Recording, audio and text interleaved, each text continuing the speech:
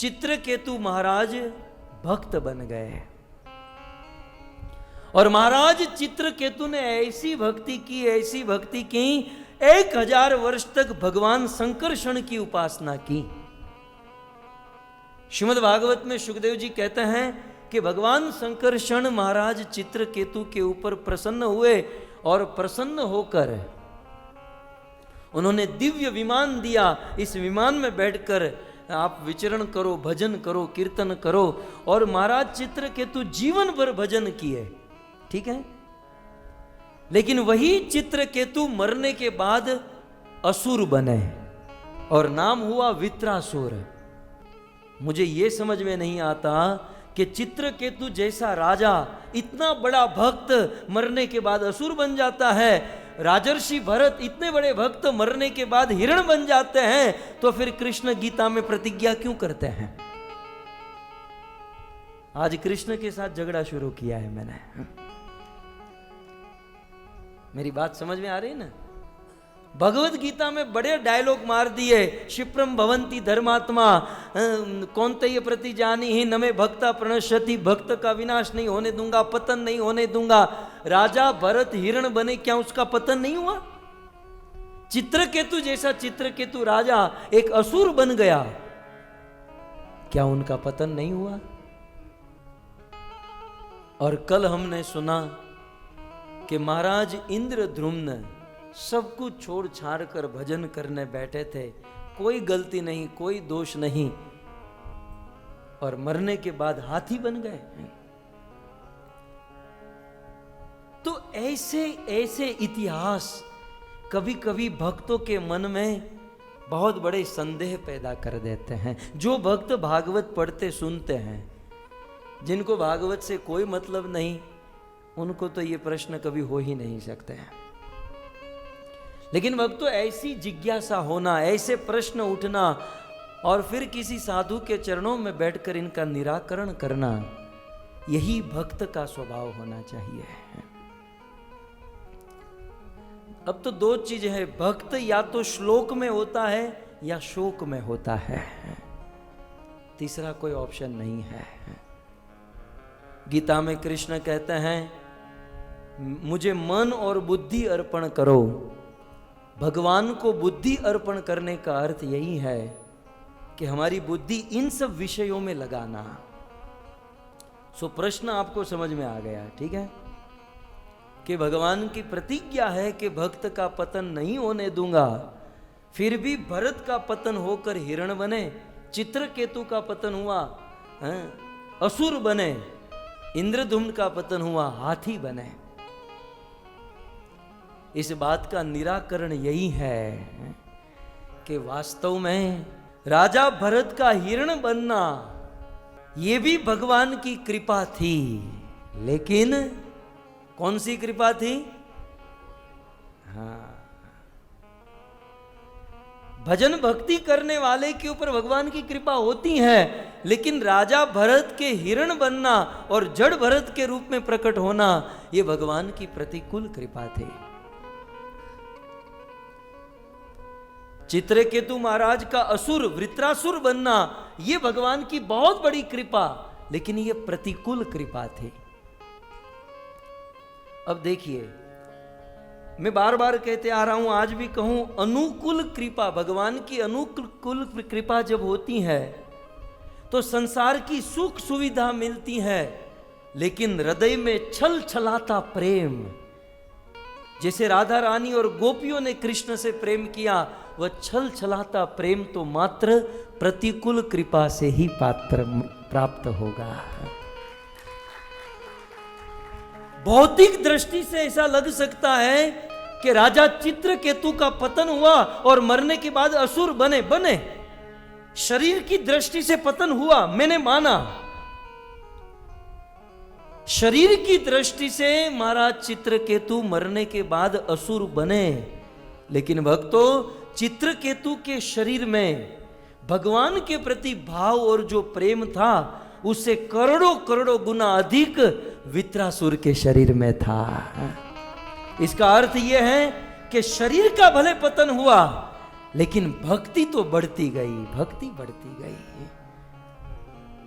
अनुकूल कृपा से सुख सुविधा, लेकिन प्रतिकूल कृपा से भले शरीर का पतन हो, जीवन में कुछ दुख, छोटे बड़े दुख आ जाए, लेकिन प्रेम मार डालता है भक्तों, मार देता है।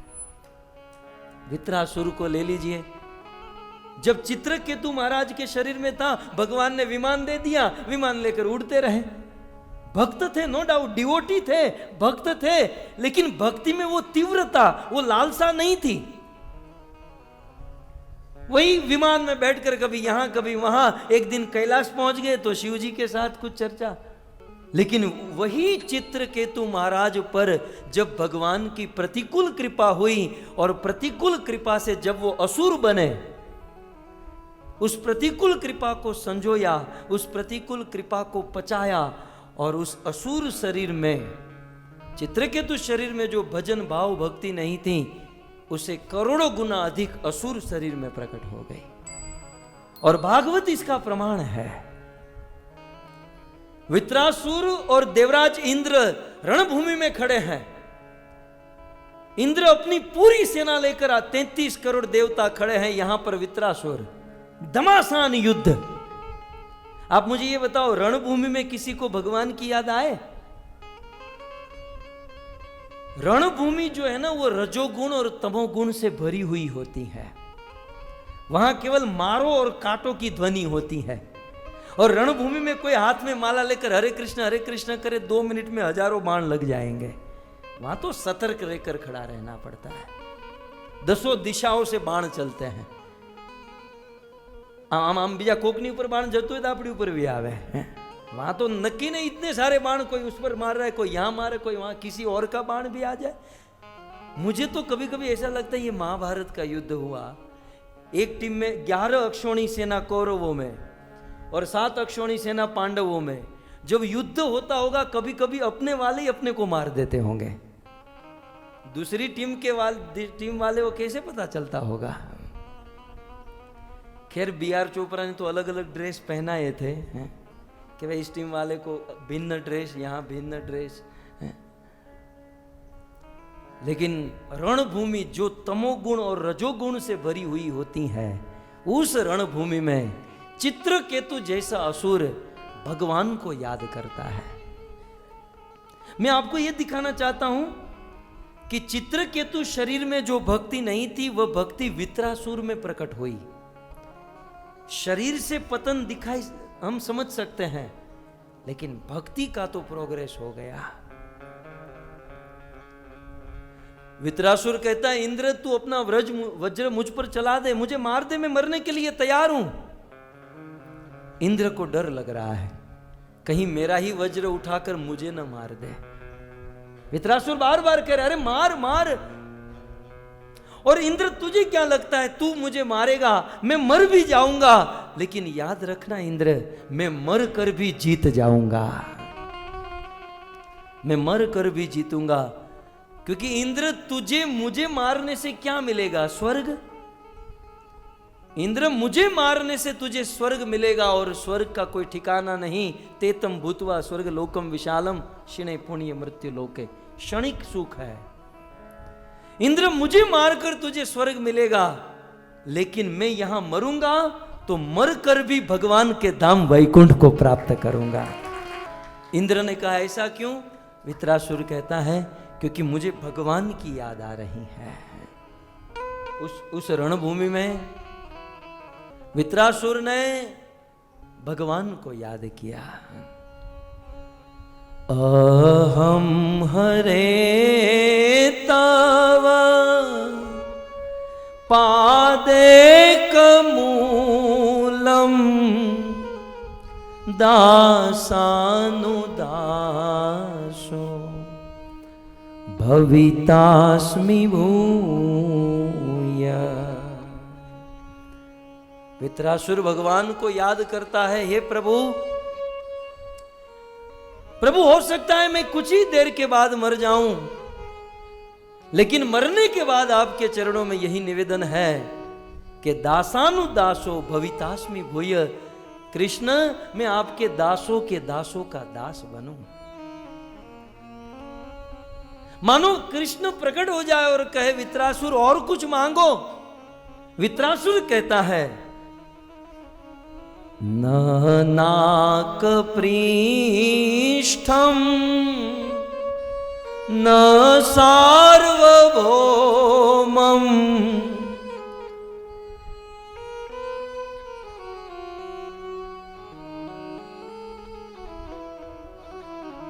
हे कृष्ण, न नाक पृष्ठम, नाक माने स्वर्ग। कृष्ण मुझे स्वर्ग नहीं चाहिए, मुझे इस संसार का राज्य भी नहीं चाहिए।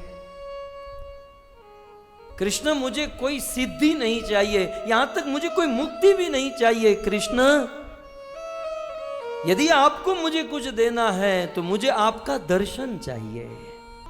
मैं तो आपके दर्शन का प्यासा हूं, मुझे आप चाहिए। जैसे अजात पक्षा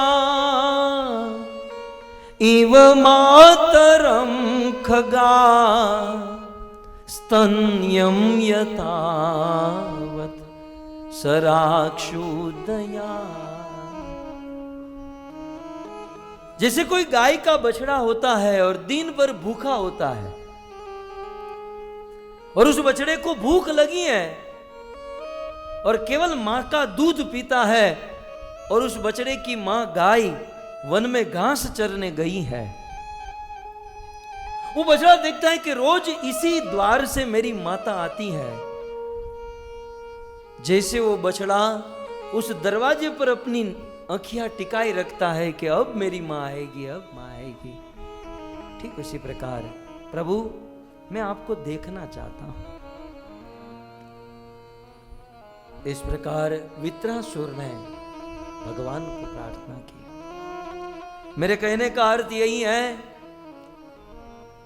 कि चित्रकेतु का शरीर नष्ट हुआ और असुर बने। शरीर भले उनका थोड़ा सा डाउन हुआ लेकिन भक्ति बढ़ गई। राजर्षि भरत मरने के बाद हिरण बने, लेकिन जो भक्ति भरत के शरीर में नहीं थी उससे करोड़ों गुना अधिक भक्ति उस हिरण के शरीर में थी। दिन भर दिन भक्ति बढ़ती रही। और कल आपने सुना राजा इंद्रदुम्न के शरीर में जो भक्ति थी उससे करोड़ों गुना अधिक भक्ति उस हाथी शरीर प्राप्त किए हुए गजेंद्र में थी। जीवन में अनुकूल कृपा होती है तो सुख सुविधा मिल सकती है, लेकिन प्रतिकूल कृपा से हमारी भक्ति बढ़ती है, प्रेम बढ़ता है, भाव बढ़ता है। नहीं तो आप विचार कीजिए, क्या गोपियों ने कृष्ण को कम प्रेम किया था? हैं? गोपियां कृष्ण को कम चाहती थी? अपने प्राण न्योछावर करती थी गोपियां, लेकिन ऐसी गोपियों को कृष्ण छोड़कर चले गए। यद्यपि वादा करके गए कि मैं बहुत जल्द आऊंगा, मैं आपसे मिलूंगा, लेकिन गए तो गए, वापस आने का नाम नहीं। रात दिन गोपियां रोती रही, अपना मस्तक पटकती रही, कृष्ण लौटकर वापस नहीं आए। ये कृष्ण की प्रतिकूल कृपा थी। कृष्ण जिसे बहुत चाहते हैं उस पर कृपा करते हैं, प्रतिकूल कृपा करते हैं। और गोपियों ने, ब्रजवासियों ने उस प्रतिकूल कृपा को पचाया, उस प्रतिकूल कृपा को स्वीकार किया। नहीं तो कृष्ण कहकर गए थे कि देखो मैं मथुरा जा रहा हूं और आप लोग मत आना, हो सके तो मैं आऊंगा, मैं आऊंगा। कृष्ण नहीं आए, नहीं आए। अब मुझे ये बताइए, वृंदावन से मथुरा कितना दूर था? क्या गोपियां नहीं जा सकती थी? क्या ब्रजवासी वृंदावन से मथुरा नहीं जा सकते थे? वृंदावन से पत्थर फेंको तो मथुरा में गिरे। 10 रुपया ऑटो रिक्शा में बैठकर मथुरा पहुंच जाते हैं। लेकिन ब्रज का एक आदमी, एक गोपी, गोपी तो छोड़ो, एक गाय भी ब्रज की सीमा से बाहर नहीं निकली, क्योंकि हमारा ईश्वर हमको कहकर गया है कि हो सके तो मैं आऊंगा, आप मत आना। और गैया छोड़ो, आकाश में उड़ने वाले पक्षी भी ब्रज की रेखा को पार नहीं किए। भगवान की प्रतिकूल कृपा को उन्होंने एक्सेप्ट किया, स्वीकार किया। सो इस प्रकार भक्त के जीवन पर भगवान की कृपा होती है। दोनों प्रकार की कृपा होती है। अनुकूल कृपा से सुख सुविधा, प्रतिकूल कृपा से भजन बढ़ता है। बस उस स्थिति को समझे, उस स्थिति को स्वीकार करे और उस स्थिति में स्थिति को बदलने का प्रयास न करे। जैसे भगवान रखे वैसे रहे। सबसे पहले वीडियो पाने के लिए लाल गोविंद दास यूट्यूब चैनल को सब्सक्राइब करें और बेल आइकॉन को प्रेस करना ना भूलें।